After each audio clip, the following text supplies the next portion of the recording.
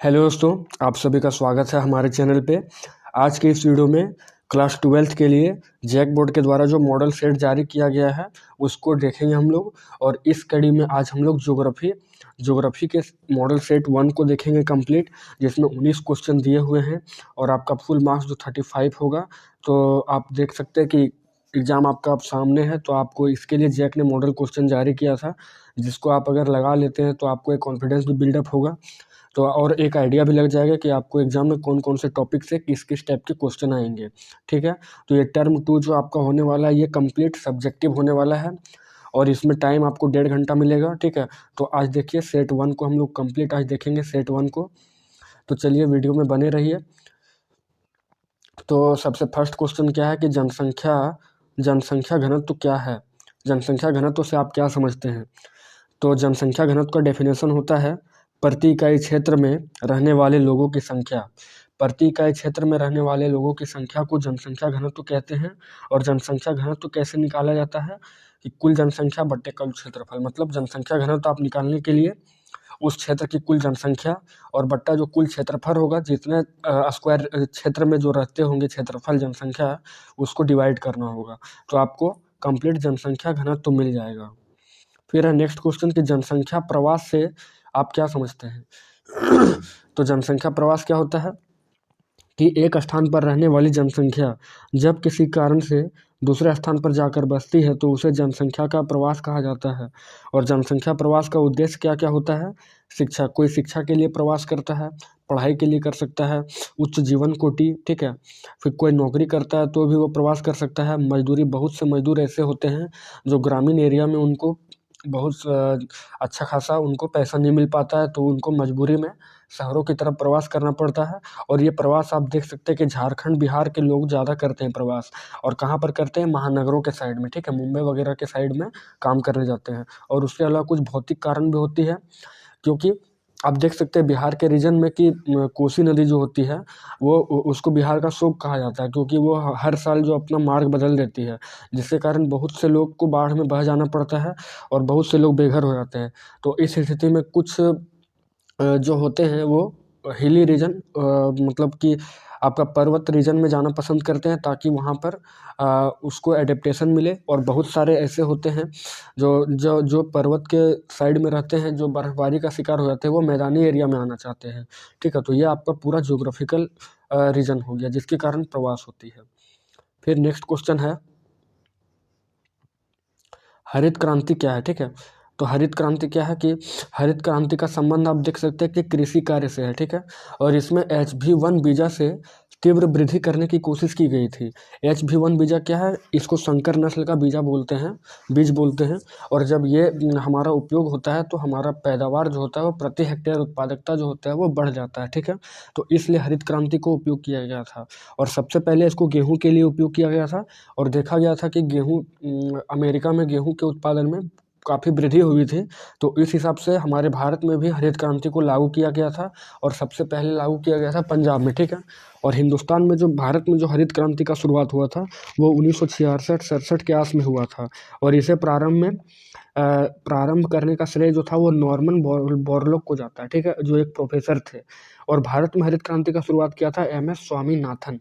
इसलिए एक स्वामीनाथन कमेटी और स्वामीनाथन रिपोर्ट भी बनाई गई थी इसके आधार पे। और भारत में यह क्या पंजाब, ठीक है, पंजाब, हरियाणा, पश्चिमी उत्तर प्रदेश, मतलब जो आप देख सकते हैं ये जो रीजन है आपका इंडिया वाला पंजाब, यहाँ पर आपका शुरुआत किया गया था। हरियाणा और उत्तर प्रदेश में शुरू किया गया था। फिर 4 नंबर क्वेश्चन है कि जल प्रदूषण से होने वाली किन्हीं 2 बीमारियों का उल्लेख करें। तो जल प्रदूषण आप समझ सकते हैं कि जल में प्रदूषण, ठीक है, जल में कुछ अगर अपशिष्ट जाता है तो उसको जल प्रदूषण कहते हैं। और उससे होने वाला रोग पीलिया है, हैजा और टाइफाइड। तो टाइफाइड जो है वो सबसे ज़्यादा, और हैजा, ये सब जल प्रदूषण से होने वाली बीमारियां हैं। फिर 5 नंबर क्वेश्चन है कि जल संभर प्रबंधन से आप क्या कोई और 2 उद्देश्य दें।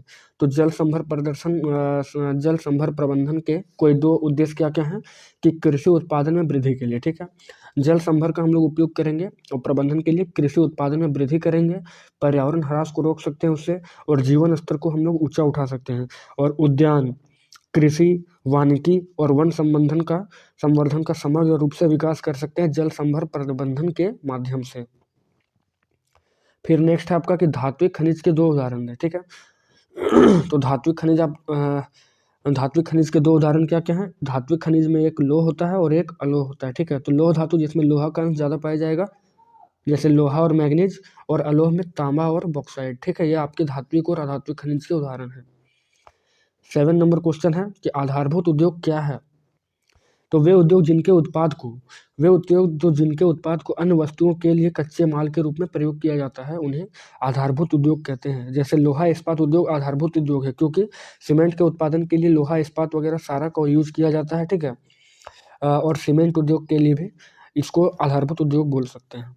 फिर 8 नंबर क्वेश्चन है कि जल प्रदूषण की रोकथाम के लिए महत्वपूर्ण सुझाव दें। तो जल प्रदूषण को हम लोग कैसे कैसे रोक सकते हैं, ठीक है। तो अपशिष्ट जो होता है उसको जल में नहीं बहाएंगे तो हम लोग उसको रोक सकते हैं। तो अपशिष्ट को जल में ना बहाना। फिर है कृषि में उर्वरक एवं कीटनाशक का प्रयोग कम करना। आज हमारे इंडिया में देखा जा सकता है कि कृषि का आधुनिकीकरण हुआ है, तो लोग कंपोस्ट खाद की जगह आजकल यूरिया का उपयोग कर रहे हैं, जिससे और कीटनाशक का बहुत सारा उपयोग कर रहे हैं, जिससे जल प्रदूषण बहुत ज़्यादा होता है। कीटनाशी को तो मार देते हैं, लेकिन जल को प्रदूषित कर देते हैं बहुत ज़्यादा। उसके बाद उद्योग में प्रयोग की जाने वाली जल को नदी, तालाब आदि में डालना, ठीक है। आज क्या होता है कि उद्योग में जो प्रयोग होता है, ठीक है, उद्योग में जो भी प्रयोग होता है, जो भी उद्योग बनते हैं उसके अपशिष्ट को सीधा नदी में बहा दिया जाता है। जैसे आप देख सकते हैं झारखंड में स्वर्णरेखा नदी, ठीक है। तो स्वर्णरेखा नदी के आसपास क्या है कि उसमें सोने का बहुत सारा अंश दिया हुआ है, तो वो भी प्रदूषित करता है जल को। फिर 9 नंबर है कि भारत में सड़क परिवहन को अन्य परिवहन की तुलना में उपयोगी क्यों माना जाता है? तो इसके मुख्य 3-4 कारण हैं। तो भारत में सड़क परिवहन को अन्य साधनों की तुलना में उपयोगी माना जाता है, क्योंकि भारत में सड़क परिवहन का उपयोग सभी स्थानों पर किया जा रहा है। यह आपको आपके घर के दरवाजे तक परिवहित करता है, ठीक है। अगर आप देखेंगे कि आप घर के दरवाजे के पास से भी सड़क परिवहन का उपयोग से टेम्पू वगैरह में आप जाते होंगे, तो देखते हो कि घर के सामने आपको ड्रॉप किया जाएगा। उसके अलावा कि यह जो है वो छोटे कस्बे से लेकर शहर को भी जोड़ता है और अपने ज़िला को भी जोड़ता है, ठीक है। और भारत का सड़क जाल विश्व का सबसे बड़ा सड़क जाल है, मतलब 56 लाख किलोमीटर जो है यहाँ पे सड़क जाल है। यही सब कारण है कि भारत में सड़क परिवहन को अन्य साधनों की तुलना में काफ़ी उपयोगी माना जाता है। फिर है 10 नंबर कि आकार के आधार पर विनिर्माण उद्योग। तो विनिर्माण उद्योग क्या होता है, इसको आप लोग समझ लीजिए। तो वैसे उद्योग जिसमें कुछ नए चीज़ को निर्माण किया जाएगा उसे कहा जाएगा विनिर्माण उद्योग, ठीक है। तो विनिर्माण उद्योग को आकार के आधार पर अगर बांटेंगे तो सबसे पहले बृहद उद्योग होगा, ठीक है। बृहद उद्योग, मध्यम उद्योग, लघु उद्योग और कुटीर उद्योग। तो कुटीर उद्योग जो है वो गाँव के पैमाने पर चलता है, ठीक है।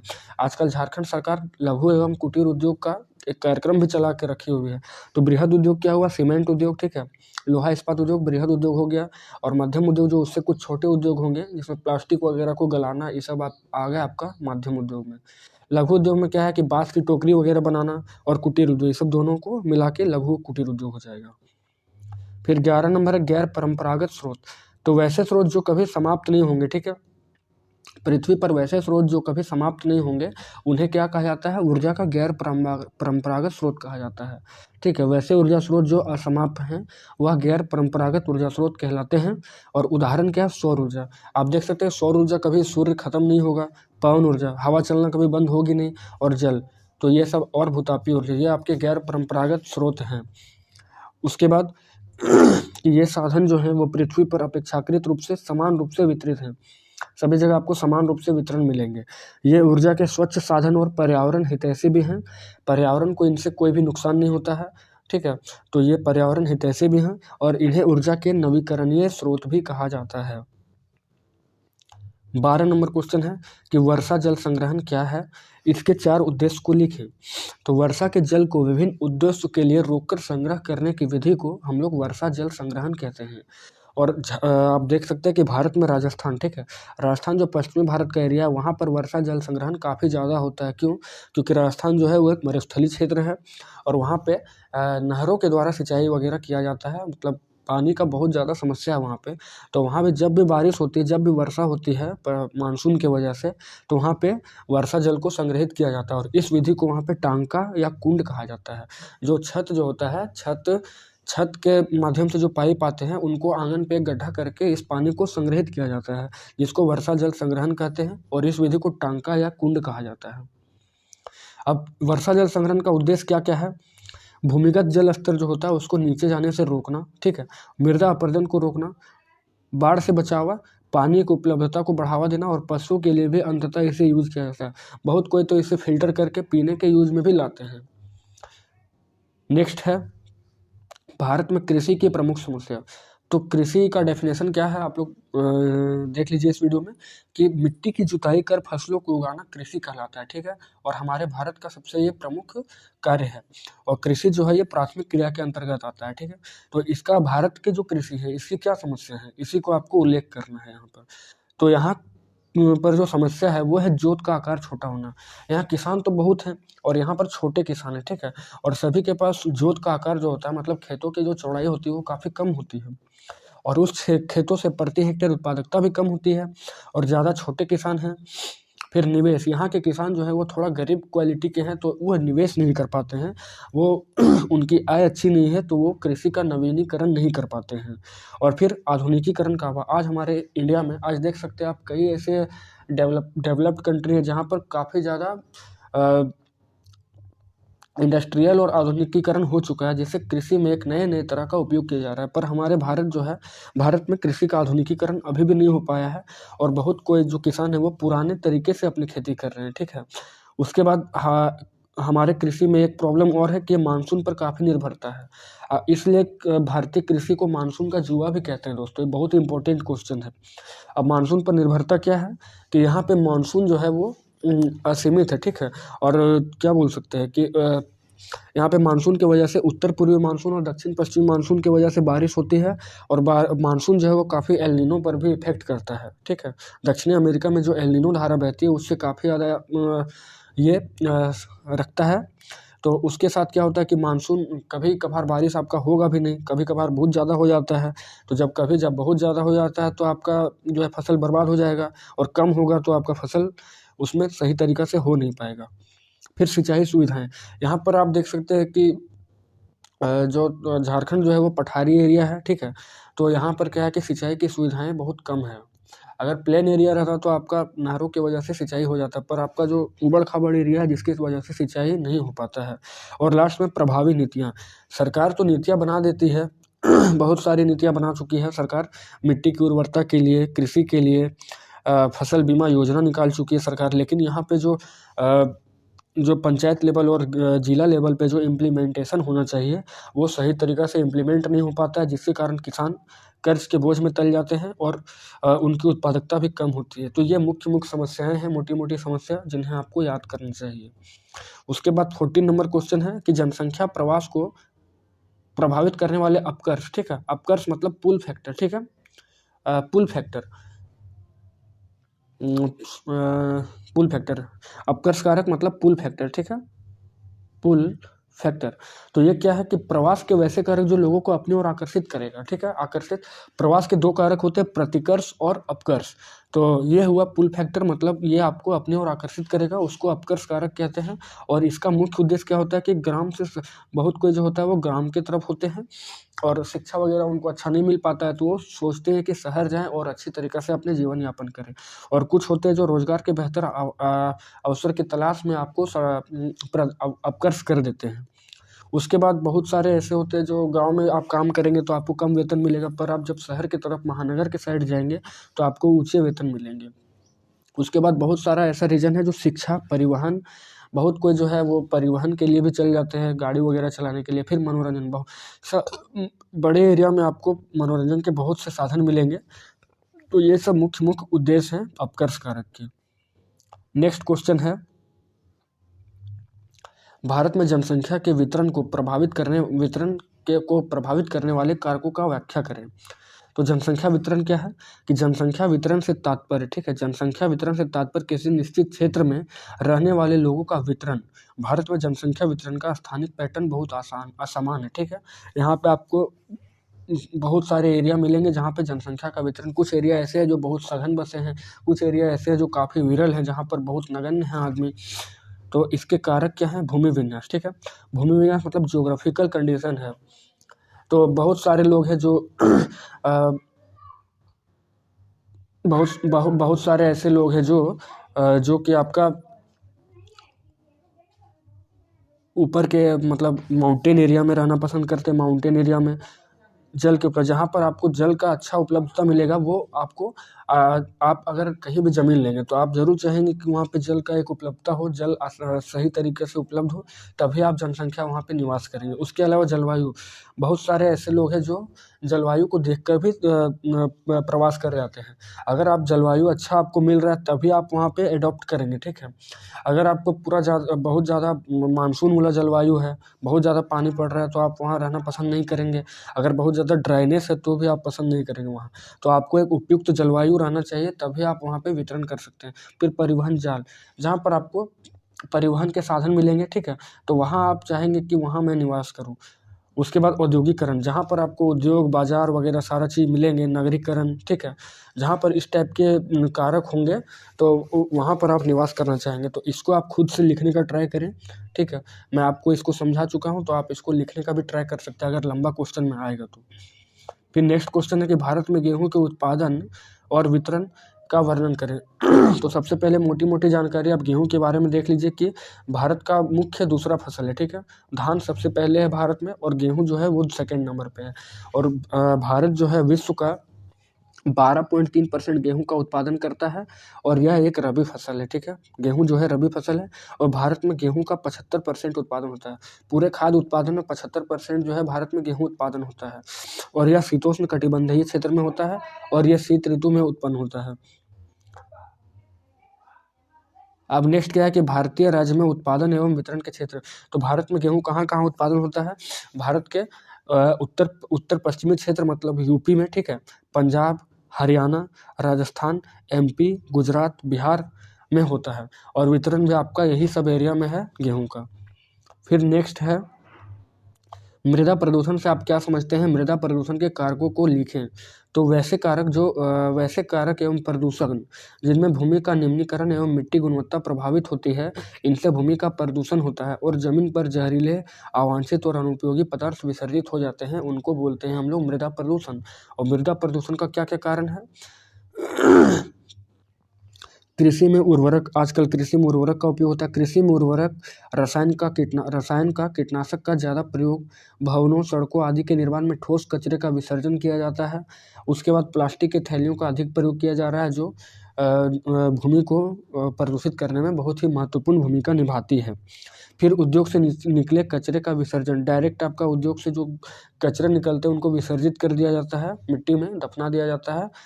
इसलिए वो क्या है कि मृदा प्रदूषण के बहुत ही महत्वपूर्ण कारक हैं। फिर है उद्योग की अवस्थिति को प्रभावित करने वाले कारक।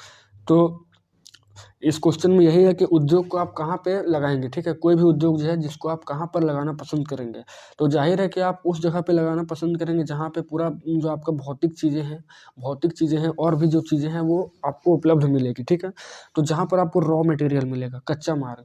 अगर आप लोहा इस्पात उद्योग लगा रहे हैं तो आप चाहेंगे कि यहाँ पे टीना वगैरह जो भी उसके कच्चे माल हैं उसको आसानी से मिल जाए, तो आप वहाँ लगा सकते हैं। तो कच्चे माल की उपलब्धता, शक्ति और ऊर्जा, जहाँ पर आपको पर्याप्त रूप से टेम्परेचर मिले। अगर आप लोहा इस्पात उद्योग लगा रहे हैं तो आपको एक गलाने के लिए भी चाहिए टेम्परेचर की आवश्यकता होती है, तो आपको एक ऊर्जा मिलेगी तभी आप वहाँ पर लगाना चाहेंगे। फिर जल की उपस्थिति, ठीक है। कोई भी उद्योग में आप देखें कि चाहे वो सूती वस्त्र उद्योग हो, सीमेंट उद्योग हो, सभी में आपकी जल की उपलब्धता बहुत ही इंपॉर्टेंट है। तो जहाँ पर जल की अवस्थिति होगी वहीं पर आप उद्योग को लगाना चाहेंगे। फिर एक परिवहन व्यवस्था, आप उद्योग को रेडी कर लेंगे बना के अपने प्रोडक्ट को, लेकिन आप परिवहन नहीं कर पाएंगे, या तो फिर कच्चे माल को लाने के लिए आपको परिवहन का साधन वहाँ पे उपलब्ध नहीं है, तो आप वहाँ पर उद्योग नहीं लगाना पसंद करेंगे। फिर एक श्रम, जहाँ पर आपको पर्याप्त रूप से श्रमिक मिल जाएंगे काम करने के लिए, और कह सकते हैं कि उचित दाम पे, ठीक है, उचित अगर वैल्यू पे आपको श्रम मिलेंगे तभी आप वहाँ पर लगाना चाहेंगे। और उसके अलावा जब आप सब कुछ रेडी कर लेंगे तो एक बाज़ार मार्केट होना बहुत ज़रूरी है जहाँ पर आप इसे सेल कर सकते हैं। तो ये भी एक मुख्य कारण है। और ऐतिहासिक कारण क्या है कि महानगर वगैरह, बहुत सारे ऐतिहासिक कारण हैं जो उद्योग विकसित करना चाहते हैं, डेवलप करना चाहते हैं, वो महानगर वगैरह में करना चाहते हैं, क्योंकि इतने जो आधारभूत चीज़ें होती हैं, आधारभूत चीज़ें ये सभी आपको यहाँ पर कंप्लीट मिल जाएंगे, ठीक है। इसीलिए एक ऐतिहासिक हिस्टोरिकल रीजन भी है जो उद्योग की अवस्थिति को प्रभावित करते हैं। अब 19 नंबर क्या है, 19 नंबर क्वेश्चन में आपको दिया है मानचित्र के आधार पर 801 से ज़्यादा व्यक्ति प्रति वर्ग किलोमीटर जनसंख्या घनत्व वाले राज्यों का नाम लिखें। तो इसमें आपको मैप दिया है और इसको देखकर आपको बताना है कि 801 से अधिक जनसंख्या वाले क्षेत्र कौन कौन से हैं। तो 801 से अधिक जनसंख्या वाले क्षेत्र हैं यूपी, ठीक है। सबसे पहले आपको यूपी मिलेगा, यूपी, बिहार, वेस्ट बंगाल और केरला। जो भारत के सबसे नीचे वाले एरिया हैं केरल, ये भी 801 से अधिक जनसंख्या घनत्व को लिए हुए है। प्लस आपका यूपी जो इस एरिया है, यूपी, बिहार और वेस्ट बंगाल, यहाँ वाला एरिया, ये आपका क्या है 801 से अधिक जनसंख्या लिया हुआ है। तो आज हम लोग सेट 1 को कंप्लीट कर चुके हैं, 8 सब्जेक्ट का ज्योग्राफी को, ठीक है। तो आई होप कि आपको वीडियो बहुत ही पसंद आया होगा। अगर आप वीडियो पूरा देखे हैं तो उम्मीद है कि आपको पसंद आया होगा। तो आप वीडियो को लाइक कर दीजिए और चैनल को भी सब्सक्राइब कर दीजिए और जल्दी से जल्दी इस वीडियो को शेयर कर लीजिए, क्योंकि अब एग्ज़ाम में बहुत ही कम समय बचा हुआ है 12th क्लास का। तो कोशिश है कि जल्द से जल्द आपके सभी सेट को मैं कंप्लीट करूं। तो बस मिलते हैं एक नेक्स्ट वीडियो में, तब तक आप अपना बहुत ख्याल रखिए और अच्छे से तैयारी करते रहिए।